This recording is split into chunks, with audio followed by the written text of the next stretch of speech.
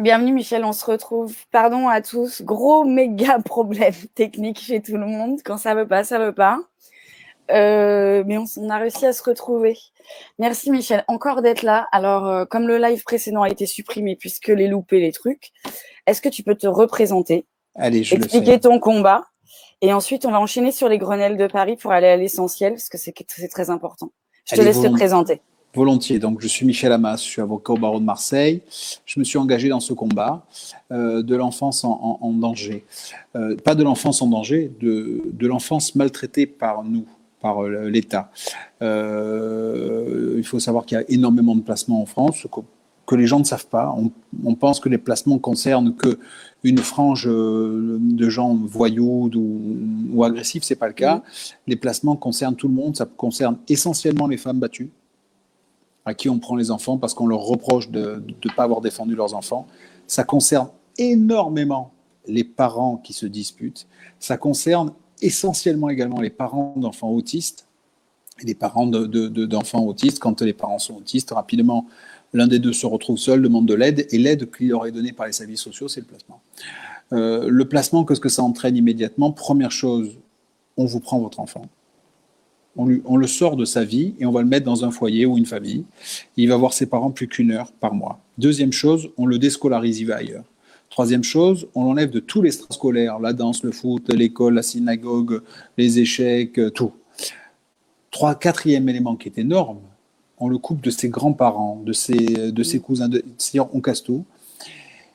Et cinquième chose qui est faite, c'est qu'au lieu pendant 6 mois ou 1 an, de penser à réintégrer l'enfant dans son domicile, le seul but de cette justice est que l'enfant s'acclimate à son lieu de placement. C'est-à-dire qu'on fait la table rase. C'est une politique d'apprenti sorcier qui est menée, c'est-à-dire qu'on détruit l'enfant qui existait pour créer un nouvel enfant apte à se réintégrer à la famille. Au lieu de traiter la maladie, de dire le problème souvent c'est les parents, c'est rarement les enfants qui sont dangereux. Hein. Les enfants dangereux, j'en ai un. Sur combien? 1500. Ouais. Sur tous les clients qu'on a et qu'on a rencontrés, qu'on a vus et qui ont pris contact avec nous, on a un enfant qui est un serial violeur, qui est un danger pour les autres, dont tout le monde a conscience. Il n'y en a qu'un et tout le monde est d'accord. Et lui aussi pour être placé. Il n'y en a qu'un. Tout le reste, c'est-à-dire 100% des dossiers, c'est les parents qu'il faut aider. Et au lieu d'aider les parents, de donner une assistance, on place et on fait la table rase. On détruit l'enfant jusqu'à ce qu'il soit résilient, jusqu'à ce qu'il ait accepté la souffrance. Et quand l'enfant a totalement accepté, a fini de réclamer ses parents, on travaille sur le retour de l'enfant dans les familles. C'est-à-dire que c'est un système où on prend un chewing-gum, on les tire. Et on se rend compte quand on est dedans que c'est un système qui est malveillant. Quand on dit services sociaux, on pense aux personnes qui vont aider. Pas du tout, c'est malveillant. Bien sûr. Pas du tout, c'est extrêmement dangereux et malveillant. Aujourd'hui, vous me donnez la parole, donc je la prends. Qu'est-ce qui ne va pas? Moi, j'ai vu des enfants chattertonnés, je les ai vus. J'en parle parce que j'ai le dossier. Vous savez, sur les réseaux, il y a un problème, tout le monde parle et dit des trucs. Oui. Moi, ce dont je parle, c'est à Lille, aux services sociaux de Lille. Ils ont pris un enfant qui est rentré de droit de visite de week-end. Il devait d'abord aller au foyer de l'ASE et après être envoyé à la famille d'accueil. L'enfant n'a pas voulu partir, ils l'ont chattertonné au fauteuil.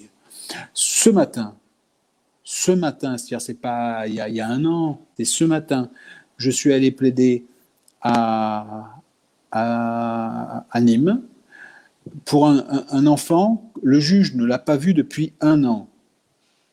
1 année, 365 jours. Lorsque nous sommes arrivés à l'audience ce matin, les services sociaux sont arrivés avec 3/4 d'heure de retard, ce qui est normal peut-être pour des fonctionnaires, qui ne l'est pas pour les gens comme nous. 3/4 d'heure de retard. Une fois qu'ils sont arrivés, il n'y avait pas de rapport. Et dans les dossiers pour lesquels nous travaillons, dans le dossier du juge pour enfants, il n'y a qu'une pièce. Il n'y en a pas 2. C'est le rapport des services sociaux parce que c'est là-dessus qu'il y a tout. Qu'est-ce qui s'est passé pendant 1 an? Quels sont les rapports des pédopsychiatres?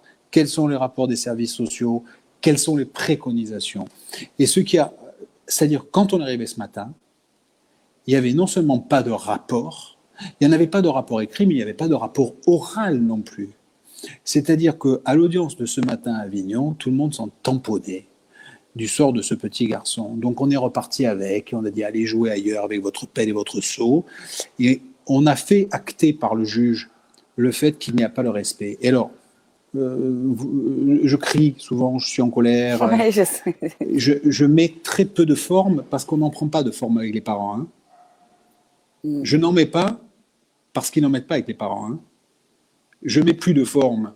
D'abord parce que je suis avocat, je fais mon travail debout en robe et en français. Et tous les mots que je prononce, tout le monde les comprend. Mais j'ai vu ce qui n'était pas acceptable. J'ai vu à Agen, il faut le dire, il faut dire les lieux. À Agen, j'ai vu une dame qui avec un enfant qui demande à rentrer voir ses parents le week-end, qui n'en peut plus de 2 années de placement, qui a de l'encoprésie, c'est-à-dire qu'il se chie dessus. Ça veut dire, quand un enfant fait caca sur lui toute la journée, c'est pas parce qu'il va bien. Non, pas vraiment, non.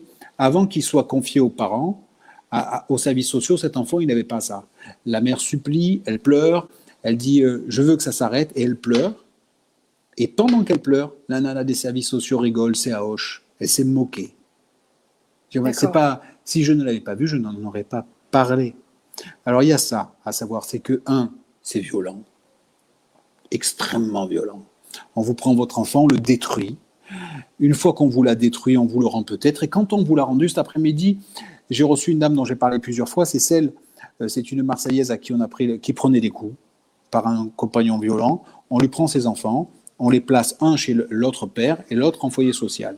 Celui qui est chez l'autre père, tout compte fait, les parents se sont rapprochés et ont trouvé un moyen de vivre. Mais celui qui a été dans les foyers, il y a 1 an, j'ai obtenu un droit pour les grands-parents qui puissent voir l'enfant le week-end. Les services refusent de le mettre en œuvre. Ça a duré 1 an, d'accord ? Et là, j'ai obtenu à la baïonnette. À la baïonnette. Et comment t'expliques que un service, quand on entend le mot, tu disais tout à l'heure, le mot social, quand on entend le mot service social, ça résonne, ça va être aidant. Je sais, c'est pas le cas. Mais pourquoi ? C'est pas le cas. Alors, il y a des endroits où ça se passe bien. Par exemple, il y a des endroits où ça se passe bien. Mais alors, j'ai pas beaucoup d'exemples. Oui, c'est ça. J'ai pas beaucoup. Il y a un truc pour lequel ils sont pas formés, c'est l'empathie. Il devrait y avoir des cours d'empathie. Quand des parents arrivent et qu'on leur prend leur enfant, forcément, il y a une douleur. Quand on arrête un type, quoi qu'il ait fait, vous savez, moi, je suis pénaliste. J'ai défendu un type qui a décapité la voisine du dessus pour la sodomiser. C'est mal, d'accord ? Ah bah oui. Lorsqu'on le reçoit, on lui accorde un minimum de respect qu'il n'y a pas avec les services sociaux. Il n'y a pas d'empathie. C'est-à-dire que quand les parents arrivent et qu'on leur a pris leurs enfants, il n'y a pas de gentillesse. Il n'y a pas de je vais vous expliquer comment ça fonctionne. Est-ce qu'ils sont présumés coupables, finalement, immédiatement ? Mais c'est le sens même de la loi. Quand on vous prend votre enfant, c'est que vous êtes coupable. Ouais, Par exemple, moi, on ne m'a pas pris mes enfants. Personne ne pense que je suis coupable. Pourtant, j'ai cassé le bras de ma fille quand elle était petite. J'ai fermé la porte dessus, j'ai cassé le bras. Quand on prend les enfants, c'est qu'il y a une présomption de culpabilité, et cette présomption est irréfragable. En droit, ça veut dire qu'on n'arrive pas à la critiquer. À la casser. Ouais. On n'arrive pas à la casser. Et ça dure des mois. Là, ce que je viens de dire aujourd'hui, alors, on a pris l'ascendant. Alors, je ne sais pas pourquoi les gens ne sont pas levés avant. Maintenant, on gagne. Ce qui n'était pas le cas avant. Parce que les gens parlent des victoires qu'on a, on en a beaucoup. Hein. Là, je crois qu'on doit être à près de 200 gamins qu'on a récupérés. Hein. Je crois qu'on a 183 victoires. Soit on a récupéré les enfants, soit on a mis un terme avec des droits d'hébergement. C'est pas ça qui compte. C'est qu'on a changé le truc. Parce qu'avant, on ne gagnait jamais. Avant, on arrivait aux audiences et on vous disait, il n'y a pas de rapport. Et tant pis. Voilà. Alors, qu'est-ce que vous dites, vous, les services ? Avant, on n'existait pas. Un truc qui est inacceptable. À Mont-de-Marsan, on a un enfant qui a été violé et qui est en fugue. D'accord ? On le récupère avant l'audience, et le juge commence à parler de trucs. Et quand on parle du viol, il dit par rapport à l'incident. mais si moi je le viole, le juge, il va dire que c'est un incident.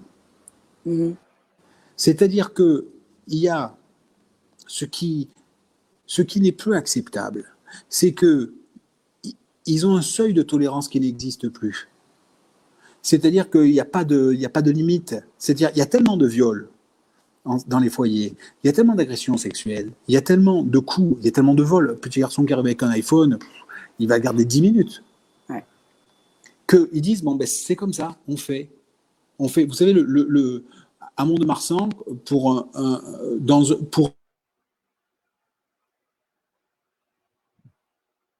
Et hop, c'est reparti. C'est reparti la connexion. Quand ça veut pas, ça veut pas. Quand ça veut pas, ça veut pas. Je vais attendre qu'il revienne. Il va revenir. Je suis revenu. Bienvenue. Voilà, s'il y a 16 fugues, c'est que ça marche pas. Il y a combien d'intervenants autour d'un enfant? Un enfant placé autour de lui, il y a combien d'intervenants? 3, 4, il va y avoir le référent ASE, le référent de l'hébergement, du foyer. Au-delà de ça, c'est pas ça que je veux dire. Ça, je l'ai dit 50 fois, ce que je suis en train de te raconter. Oui, on en avait déjà parlé en interview déjà. Chaque semaine vient un dossier différent. Un exemple, un type, je donne un exemple et après je dis ce dont j'ai envie de parler. Ouais. Un type qui a un gamin qui a envie de faire une sortie, qui doit faire une sortie scolaire à l'école. Il prend le car, il va du point de machin, il part 3 quarts d'heure en car. Il vomit tout le long. D'accord? Il a des parents qui sont cadres sup. Il y en a un qui est médecin et l'autre qui n'est pas médecin, mais qui a une situation où ça rentre. Ils appellent les parents en disant votre gamin fait que vomir, venez le chercher. Le lendemain, ils sont convoqués à l'école avec le directeur, la maîtresse, les gens des services sociaux. On leur a dit votre enfant vomit parce qu'il a des choses à vous dire. S'il a des choses à vous dire, c'est que vous dysfonctionnez, donc on va le placer. Moi, quand j'arrive à Ajaccio avec mes enfants, quand je descends sur le port, je les mets dans la voiture. Et quand j'arrive à Sartène, dans le village de ma grand-mère, en vrai, ils sont vides, mes enfants. Ils ont vomi du début à la fin. Et c'est pas parce que je les viole avec ma femme. Et ça, on n'arrive pas à leur faire comprendre. C'est malveillant. Ce qu'il faut que les gens sachent, c'est que il y a peut-être également un intérêt que je ne comprends pas. Je ne sais pas qui gagne l'argent là-dessus. Je pense que cette administration est à la dérive. Maintenant, ce pour lequel aujourd'hui tu me donnes la parole, il faut me la donner. Oui. C'est les réseaux. C'est les réseaux. Il faut arrêter les réseaux. Alors, moi, les détracteurs, lui qui me menace là, tous les matins, je m'en fous. Ce qu'il y a, c'est qu'il ne faut pas. Sur les réseaux, il y a plusieurs types de réseaux. Il y a Facebook, il y a les autres. Facebook, c'est vachement bien. Il y a plein de groupes où il y a des parents qui sont extraordinaires, qui se donnent des rendez-vous, qui se voient, qui bouffent ensemble, qui font des petites manifs, qui sont bons enfants et qui se donnent du courage. Il y a des gens qui communiquent ensemble, qui se donnent des coups de main, qui vont s'aider à déménager, qui vont s'héberger. J'ai rencontré des gens merveilleux, Isabelle Thibault, Deschamps. Il y a des gens qui sont merveilleux, qui sont splendides, qui donnent simplement de l'affection en disant moi j'ai vécu ça, je vous donne un coup de main parce qu'on s'en est sorti. D'accord ? Il y a ceux-là. Et après, il y a les dingues. Il y a les dingues qui donnent des conseils qui vont niquer nos dossiers. Parce que il y a des trucs qu'on ne peut pas faire. Notamment, il y avait un site, moi je veux bien qu'on parle de violet de justice de temps en temps, on donne ou d'autres, qui donnent comme conseil d'enregistrer les audiences. C'est un délit. Voilà, c'est comme si je vous mettais un coup de poing. C'est un délit. Ou si je vous volais. C'est un délit. Quand on enregistre l'audience, on commet un délit. Et s'ils le savent, c'est foutu. Ils leur disent d'enregistrer les audiences, d'enregistrer les rendez-vous avec les services sociaux, d'enregistrer les rendez-vous avec l'avocat pour s'en servir. Mais on n'a pas le droit de s'en servir. Même si dedans, j'avoue que j'ai violé ma belle-sœur avec ma mère en mettant des concombres dans le derrière de mon fils, on ne peut pas s'en servir. Oui, ça sert à rien. Non, ça sert à quelque chose. Ça sert que la rupture totale est faite avec les services sociaux. Et il y a, première chose, donc il donne ce genre d'exemple. Et là, il y a un con. Je ne sais pas quel est ce con.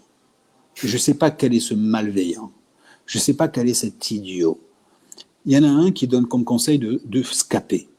Et je voulais parler parce qu'il y a quelques jours, il y a un couple. Ah, reviens Michel. C'est pas le moment de défaillir. Il va revenir. Il n'est pas chez de gens lui. merveilleux. Ça y est. Ils vont paniquer comme. Attends, t'étais parti. Je suis impeccable. T'es Je suis revenu, t'étais revenu. parti. Donc, tu as un couple merveilleux de gens merveilleux à qui on dit on va prendre vos enfants. Ils ont paniqué, ils sont allés sur les services, ils sont tombés sur ce con, qui donne l'apparence de savoir des trucs. D'accord? Il leur a dit il faut vous foutre le camp. Alors, comme ils sont italiens, ils ont dit on va partir en Italie, mais c'est un peu la France, l'Italie. Du moins, donc, ils sont partis avec les. Il leur a conseillé de fuir avec des enfants. Mais s'ils se font attraper une fois qu'ils ont fui, on leur rendra jamais. Jamais.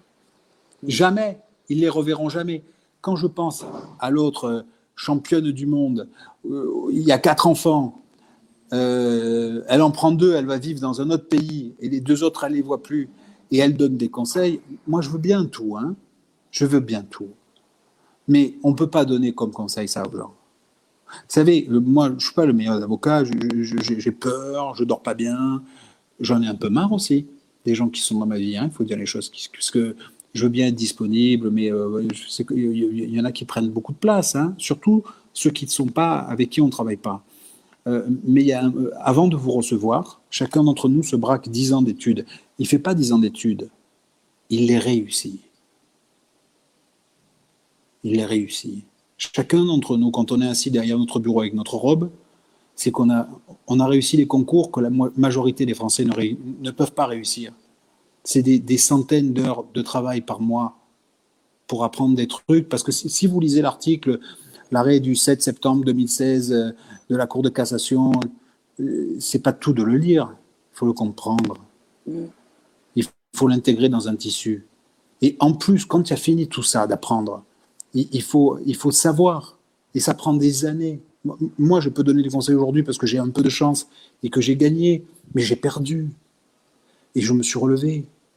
C'est en perdant qu'on gagne, qu'on apprend. Et ces crétins, ces imbéciles qui disent à des parents de s'enfuir. Vous savez, on a retenu les parents. J'ai passé plus de 2 heures avec ces parents au téléphone qui étaient déjà en Italie. Ah, d'accord. Qui étaient déjà en train de planquer des enfants en Italie. Il y en a un autre couple qui était déjà au Maroc. Moi, je veux bien que vous preniez les enfants pour aller au Maroc ou en Italie. Ça veut dire que vous n'allez pas les scolariser. Qu'est-ce que vous voulez qu'ils fassent? Qu'ils aillent faire des pipes, vos enfants? C'est ça l'avenir que vous. C'est des vies de fugitifs, c'est intenable. Je veux dire, c'est ça l'avenir qu'ils proposent. On ne pourrait pas le soigner. Si demain un enfant a le Covid, comment vous allez le soigner? Vous ne pouvez pas le déclarer. Vous allez dire que c'est un migrant? C'est ça qui est. Et vous savez, sur les réseaux, il y a vraiment des gens merveilleux. Vous savez, moi j'ai fait des rencontres merveilleuses. On a des copains, maintenant on est copains avec plein de gens, on s'envoie de la musique. Moi je suis musicien, vous le savez. On s'envoie de la musique, on s'envoie des trucs, on fait des fichiers, on a une vie et puis on parle. Mais donner au conseil, quand on est fragile, parce que vous savez, dans la vie, il y a des moments où on est fragile. Quand on divorce, on est fragile. Quand on vous prend vos enfants, on est fragile. Quand au moment où vous êtes fragile, si on vous prend vos enfants, vous allez écouter le premier qui parle. Et si le premier qui parle, il vous dit une connerie pareille, il vous dit d'enregistrer, le juge, il ne vous croira plus jamais. Il vous dit de vous casser, mais on ne va pas vous les rendre. On ne va pas vous les rendre. Donc il y a de la malveillance. Il y a de la malveillance au niveau judiciaire, il y a de la malveillance sur les réseaux aussi. Il y a de la malveillance judiciaire, le système n'est pas juste. Il n'est pas juste. Le système est trop dur. Et deuxièmement, il y a des incompétents. Alors vous allez m'insulter, là, je pense à toi là, qui me menace, regarde-moi bien dans les yeux, je ne te louperai pas. Ce que je veux dire également, c'est qu'on a modifié le truc, on s'est organisé avec plein de parents, on a discuté, on passe notre temps à nous appeler les uns les autres. J'ai eu la chance d'être médiatique, c'est une chance. Donc on s'est servi de moi et je suis content d'être le levier, je suis fier en plus de ça. Il n'y a pas de honte à faire ce qu'on est en train de faire. On va changer la loi, on change plusieurs trucs. Un, le juge est obligé de nous répondre dans le mois. Ce qui change tout, la plupart du temps, il ne répond jamais. Deux, s'il ne répond pas, dans les 2 mois, la cour d'appel répond, elle. Ce qui veut dire que c'est comme en instruction. On a les mêmes droits que les terroristes. C'est déjà bien. On n'a pas à en avoir moins que les assassins des petits juifs dans les écoles. On ne peut pas avoir moins. On a moins de droits que le crétin qui est allé tirer à la Kalachnikov sur les gamins. On en a moins, les parents. Hein. C'est pas qu'ils en ont moins, ils n'en ont pas. Donc là, on aura les mêmes droits que tout le monde. Troisième truc qui est très important, on va faire péter le huis clos. Parce que oui, tu m'en avais parlé, il en était déjà question il y a quelques temps. Le huis clos, ça ne protège pas les enfants, ça protège les juges et les services sociaux. Ce matin, à l'audience, s'il y avait eu un journaliste, on était en première page du journal. Si ce matin, à l'audience, à Nîmes, s'il y a une audience pénale, imaginez une audience pénale, un type qui fait un cambriolage ou qui fait un attouchement sexuel sur une petite fille qui lui met un doigt dans le derrière. Si on passe à l'audience et qu'il n'y a rien dans le dossier, mais la France entière en parle. Ouais. Et là, on va dire à un parent, je vais te garder ton enfant pendant 1 an, alors qu'il n'y a rien dans le dossier, il n'y a pas une pièce. Mais c'est au-delà du scandale, c'est au-delà de la fumisterie, c'est au-delà de tout. C'est-à-dire que dans le dossier, il n'y a pas une pièce. Une pièce, pas un document. Ça, on demande à ce que ça cesse. Et le huis clos permet ça. Le huis clos permet parce qu'il n'y a que moi qui le sais. Le juge et l'avocat, et que la plupart d'entre nous, on danse. On danse parce qu'on a toujours un dossier où on a besoin du magistrat et on danse, on est poli. Et moi, je pense qu'on doit être poli. Mais vous savez, les magistrats correctionnels, on se rentre dedans, on se fracasse. On le fait avec un honneur fou, eux et nous. On le fait avec talent, on le fait avec courage, on le fait avec un beau français, avec des mots qui ont un sens, et on se respecte. Et quand on a fini de se filer des coups comme à la boxe, on va boire un coup ensemble et on se respecte. Il n'y a pas ça dans le juge pour enfants, parce que c'est tout déloyal. C'est tout déloyal. C'est-à-dire quand vous pouvez passer aux assises avec un type qui a décapité une femme, passer 2 jours avec un juge qui va avoir un regard moyen sur votre client, vous allez vous battre, pas pour qu'il sorte de prison, mais pour que les 30 ans qu'il va faire ne soient pas dans un lieu où il soit trop en danger, hein, parce qu'on ne sert à rien parfois. Mais on va se respecter après. On va va pouvoir aller se serrer la main. Et tout ça parce qu'il y a des journalistes et parce qu'on a un cadre. Parce qu'on a un cadre. Là, il n'y a pas de cadre. Là, c'est open bar. C'est open bar parce que tout est possible. On peut se moquer d'une femme qui pleure. On peut se moquer d'un enfant qui souffre. Le huis clos donne une toute puissance. Le huis clos, on ne peut pas tout faire non plus. Parce que demain, moi, si on violait mon enfant, j'aimerais pas que la terre entière le sache. Bien sûr. Pour sauver le truc, pour faire péter le huis clos, il faut mettre quelqu'un, soit un des membres un représentant du défenseur des droits, ça me paraît correct, soit une association, mais bon, pas les associations de l'ASE. L'association de l'ASE inspire parfois le mépris, le dégoût, la crainte, la peur. Parfois, il faut voir ce qu'on voit. Quand les gens auront entendu, parfois je regrette de ne pas enregistrer. Là, Parfois, je regrette. Alors, j'ai eu des discussions terribles avec mon bâtonnier parce qu'il me dit, Michel, tu vas trop loin. Et avec mes copains, disant, mais viens entendre. Viens entendre. Vous savez, à Valence, on est allé plaider pour une petite maman à qui on prenait son enfant parce que son mari était en prison et qu'elle se démerdait pas trop bien. Les services sociaux disent surtout ne placez pas l'enfant, celui-là est trop fragile, il ne supportera pas. Il y a un rapport des services sociaux qui dit surtout il ne faut pas le placer. Lui, vous ne le touchez pas, il faut le laisser dans la maison, il faut les aider. D'accord ? Le juge a peut-être un conflit avec l'avocat que je suis, et elle a siffloté. C'est moi qui décide, alors je vais placer. C'est encore moi qui décide ici, c'est mon bureau. Ça, je l'ai vu. C'est pas acceptable. Non, ça l'est pas. Ça l'est pas. Par contre, si on change les choses, vous savez, moi j'ai un respect profond pour les juges correctionnels parce qu'ils ont du courage. Vous savez, ce qui est gratuit n'a pas de valeur.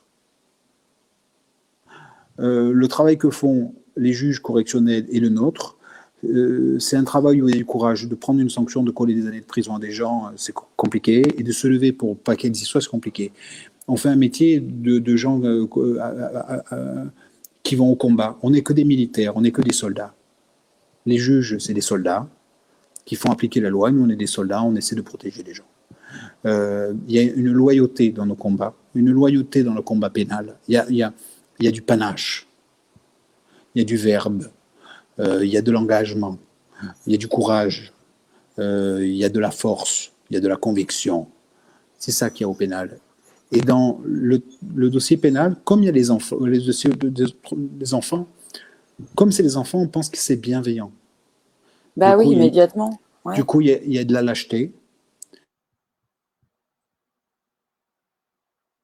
Il va revenir. Il y a de ceux qui font l'honneur de notre justice. Rien. Et nous, on s'est tu pendant des années parce qu'on a pensé bien faire. Je ne jette pas la pierre sur mes confrères qui font aussi bien que ceux qui peuvent, d'accord? Parce qu'il faut pouvoir se lever, peut-être parce que je suis vieux. Aussi. Mais il y a un moment, si tu te lèves pas, jette ta robe. Ouais. Un moment, si tu te lèves pas, jette-la la robe, tu n'es pas digne de la porter. Vous savez, nous, quand on est arrivé dans ce métier, on nous disait qu'on était des seigneurs. Quand je donne des cours aux jeunes avocats à qui j'enseigne la plaidoirie, je dis, vous êtes des seigneurs, c'est vous les chefs, c'est vous les soldats, vous allez prendre des branlées et vous allez vous relever. Et puis vous aurez des victoires magnifiques et elles vont vous faire un bien fou. Ils ont oublié ça. Parce qu'on s'est mis dans un système, on a accepté ce qui n'est pas acceptable. C'est ce système où on a tarifé tout, où on voit les gens en termes d'argent. Alors, je fais une parenthèse pour ceux qui me disent, qui parlent dessous.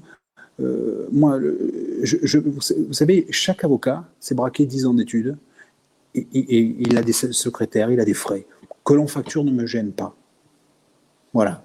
Vous savez, ce qui est gratuit n'a pas de valeur. Et c'est pas non plus. Et on peut tout bien gérer ensemble. Avec les gens, si vous voyez la plupart d'entre nous, on a plein de gens pour qui on plaide pour rien. Par contre, moi, pour plaider pour 400 €, je ne veux pas le faire. Voilà, c'est tout simple. Je le dis pour celui-là qui me menace. Donc, tu te souviendras mon nom, AMAS pour la plainte. Ce qui a fait qu'on a pensé bien faire, on a fait l'avocat de l'enfant parce qu'on pensait qu'il fallait protéger les enfants. Mais ce n'est pas les enfants qu'il faut protéger. Pas que. C'est les parents. Parce que les enfants, le système les protège déjà. Les systèmes protègent les enfants. Le système ne protège pas les parents. Et ceux qui souffrent, ce sont les parents. Mais les enfants aussi, tu peux pas.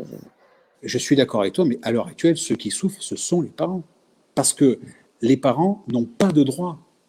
Les parents n'ont pas de droits. Par exemple, on fait un braquage demain tous les deux, on aura des droits. Un type qui violera une femme, il va avoir des droits. Il pourra voir ses enfants, il pourra, s'il habite Paris, qui fait un viol à Marseille, il pourra aller en prison à Paris. Un parent à qui on prend l'enfant, il a 0 droit. Il n'a plus rien. Il n'a pas le droit de voir, pas le droit d'appeler, pas le droit de lui dire je t'aime. Vous savez qu'il y a des parents qui envoient des paquets avec des cadeaux à Noël que les enfants n'ont pas. Ouais. Des lettres en disant simplement je t'aime, on ne peut pas. Écrire une lettre à son enfant en disant tu me manques, je t'aime, c'est pas non plus. Et si vous glissez, par exemple, moi j'ai des parents qui n'ont plus de droit de visite parce qu'à l'heure d'un droit de visite, ils ont plié une feuille en 4 en disant je t'aime, tu me manques, j'espère qu'on se reverra bientôt. À Mulhouse, il y a un magistrat à Mulhouse, c'est une femme. Il y a un droit de visite. La maman vient, elle voit son gamin. Ils ont une discussion, machin, elle lui offre un livre, et dans le livre, elle fait une lettre pliée en disant tu me manques, je t'aime, et bientôt ça sera fini. Ils ont pris la lettre, ils l'ont numérotée parce que les pièces dans les dossiers sont numérotées, et cette femme, elle n'a pas vu son gamin pendant 2 ans, en disant vous lui faites passer des mots pendant les trucs. Écoute, c'est pas possible. Non, c'est pas possible. J'ai une question à te poser, j'ai cette curiosité, je suis pas la seule, il y a beaucoup de gens qui se questionnent, et c'est aussi pour ça que je voulais te donner la parole, et ensuite on va enchaîner sur l'autre sujet important, qui est très important, dont tu parles. Qu'est-ce que le confinement? Qu'est-ce qui s'est passé pour les gamins pendant le confinement? Ça a été une horreur. C'est-à-dire que je comprends le confinement, moi je suis pour, vraiment. Hein. Moi j'ai une maman de 93 ans, j'espère qu'elle ne le chopera pas et que je vais pouvoir la garder encore un peu. Donc je comprends qu'on nous confine, en vrai. Hein. Ce qui s'est passé pendant le confinement, c'est qu'il n'y a plus rien eu. Il n'y a plus rien eu, plus aucun droit. Ils ont vu un peu les enfants au téléphone, parfois en visio. Mais une relation téléphonique, ça n'existe pas. On a une relation téléphonique entre adultes. Mais un enfant ne matérialise pas la relation téléphonique. Du coup, les enfants ne parlaient la plupart pas au téléphone. Ça a été brisé. Mais quand on est revenu, on n'est pas reparti là où on s'était arrêté. On est reparti avant. La plupart des parents, ils n'ont toujours pas les trucs. C'est-à-dire celui qui avait un week-end sur 2, il l'a toujours pas. Celui qui voyait son gamin 2 heures, il voit qu'1 heure. Et aujourd'hui, moi, je veux bien tout entendre. D'accord, je veux bien tout entendre. Tout. Comment c'est possible qu'hier, on me dit à cause du confinement, on n'a pas bien encore pu remettre en place les droits de visite de week-end de votre client. Le confinement, c'était en avril. Excuse-moi, c'était en avril, le confinement. Moi, j'entends, hein, j'entends, mais ça me gonfle. Voilà. Et si on ne dit pas à un moment, ça nous gonfle. Si on ne dit pas, il faut s'engager. Ce qu'on a perdu, là, c'est l'engagement. C'est l'engagement parce que soit les gens qui s'engagent, c'est des dingues sur les services sociaux, des gens qui disent n'importe. Là, par exemple, il y a un truc qui est très bien, il y a une manifestation qui est organisée par Laetitia Deschamps à Paris, c'est plutôt bien. Et il faut que les gens nous voient.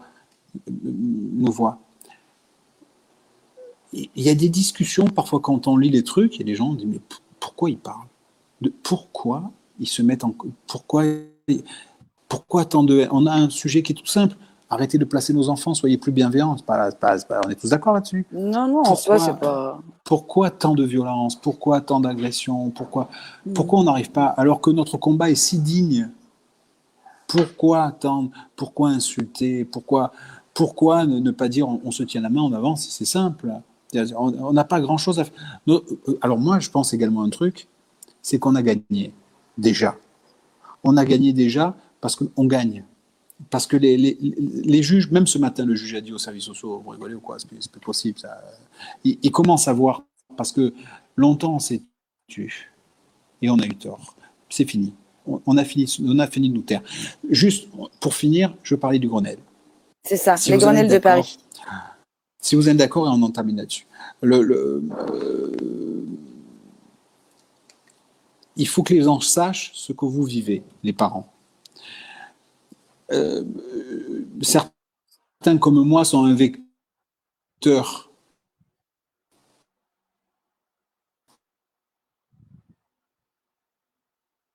Tu vas revenir. C'est trop important, les Grenelles. Reviens, Michel. Reviens nous donner des nouvelles des Grenelles de Paris. Ta tante avait disparu. Reviens-nous. T'es là? Il va revenir. Moi, j'ai confiance en Michel. Je t'entends plus. Je t'entends plus, il a une trop mauvaise connexion. Ah, voilà, il va revenir. Si ça fait ça, bougez pas. Je vous demande de ne pas lâcher le live. C'est très compliqué ce soir, techniquement, ça ne veut pas. Mais comme on est tous très engagés, on lâche rien. Et on va essayer de se parler des Grenelles de Paris. Voilà, nous, Éthique, on s'est engagé avec Michel à le suivre dans cette aventure, évidemment, et à le soutenir. Il va vous donner plus de détails. Je vais attendre qu'il revienne. C'est un combat qu'il ne faut pas lâcher. Parmi d'autres, évidemment. On va voir. Il va revenir. Ça veut pas. Quand ça veut pas, ça veut pas. Hein. Faut tout le temps se battre pour tout. J'attends Michel. Je sais qu'il n'est pas chez lui, qu'il plaide pas dans sa région, il n'est pas à son bureau, il n'a pas son ordinateur. Il fait ce qu'il peut avec sa petite connexion et son téléphone pour nous donner un maximum d'informations. C'est compliqué pour lui de dégager du temps. Et c'est vrai qu'on se suit depuis quand même plusieurs mois maintenant dans son combat. On lui donne régulièrement la parole. Et ce soir, c'était important qu'il puisse parler des Grenelles de Paris. Si je ne le retrouve pas, s'il ne revient pas, je vous en parlerai, mais c'est pas à moi d'en parler.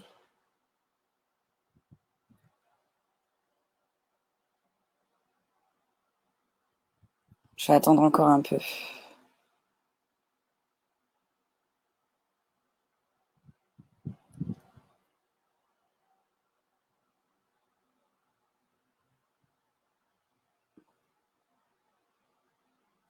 C'est trop dommage parce que c'est important. Mais c'est pas grave, on le refera et je lui redonnerai la parole demain. On trouvera un moment si je le perds. Je vous promets de vous donner des nouvelles, une suite de ce live qui ce soir, tous les éléments sont contre nous.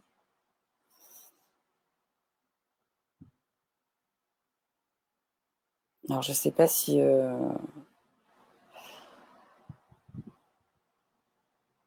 ça m'embête de couper le live comme ça et qu'il n'ait pas pu finir de parler.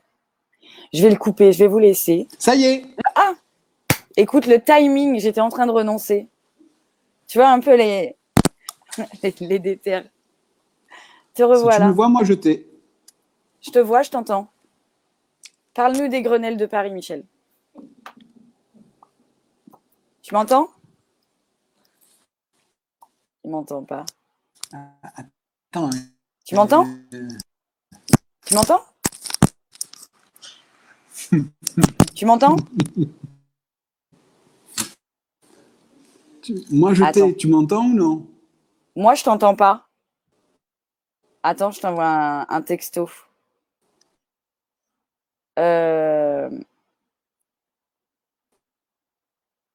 Comme ça, tu n'auras pas besoin. Hop! Je refais l'ingénieur du son, j'appuie sur son. Ouais, je suis là.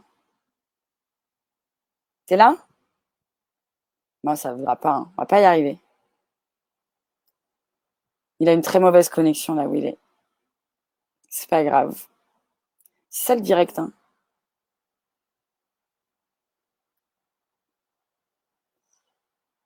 Je vais essayer de le récupérer. Il va revenir, je lui fais confiance. Son. Tu es là? Tu m'as? Oui, je t'entends. Impec. Impeccable. Est-ce que tu C'est lui qui m'entend plus. Ouais, m'as je te vois, récupéré? je t'entends. Ouais, je t'ai récupéré. Bon, on est mort? C'est bon. Tu m'entends, toi? Je refais le truc, la manip magnifique que j'ai fait il y a une seconde. Vas-y, refais. Tu m'entends? Ah, il est parti, il revient. Il va revenir. On va réussir à finir par vous parler de ces Grenelles de Paris. Je lâcherai pas l'affaire. C'est très important. Nous, toute la clique sera sur le terrain avec Michel et sa clique à lui pour donner la parole aux parents. Voilà, globalement, c'est ce qui va se passer. Mais il va vous donner les détails et on va essayer de monter au créneau et d'essayer de médiatiser. Bon, là, on est en médias indépendants entre nous, mais on va essayer vraiment de faire en sorte que tout ça, ça change, parce que ça peut plus durer. Il faut absolument qu'il y ait plus de bienveillance dans ce système, que les enfants soient protégés, tous les enfants de France, d'ailleurs aussi c'est possible, mais pour l'instant, c'est là où nous sommes, et c'est là où ça déconne complètement. Voilà, donc il y a un grand projet, il va falloir se bagarrer très fort, il va falloir que les médias indépendants s'y mettent. Nous, évidemment, on va collaborer avec lui, puisqu'on travaille ensemble depuis un moment. Je vais attendre de voir s'il revenir, sinon s'il revenir, ça y est, je fatigue. S'il revient, mais sinon je coupe. Alors je lui envoie un texto, ça je vous cache rien. Hein.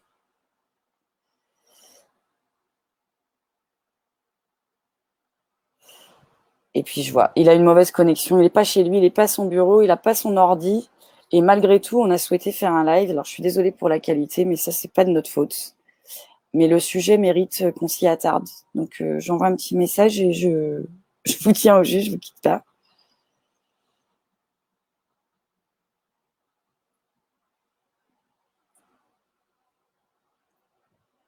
Alors, il essaye de bidouiller, c'est pas facile.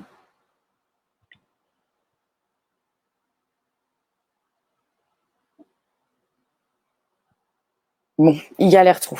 Il a trop de problèmes. Je vous promets de vous informer, de vous donner la suite avec une bonne connexion, avec avec de meilleurs moyens. Pardon. Voilà. On va revenir avec une meilleure connexion, plus de temps, plus de détails, des dates. Les Grenelles de Paris, c'est un gros projet. Maître Hamas, il a rédigé une loi dont on va vous parler. On va faire le maximum, voilà, pour continuer à vous informer. On a fait au mieux parce que le sujet est urgent, qu'il n'a pas de temps, enfin très peu, et que là, il faut absolument parler et vous parler des Grenelles de Paris. Donc rendez-vous très vite.